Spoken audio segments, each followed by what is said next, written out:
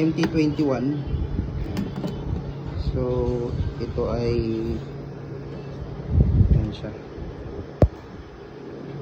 15 volts with hindi ko na mabasa, basta yun siya.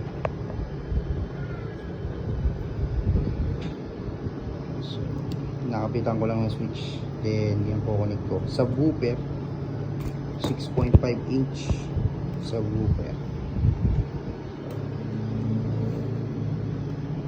para may ano, may power supply na naman.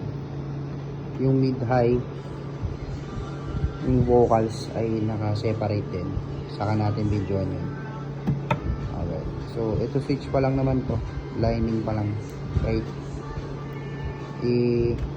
I-cable management pa natin ito. DIY lang, DIY.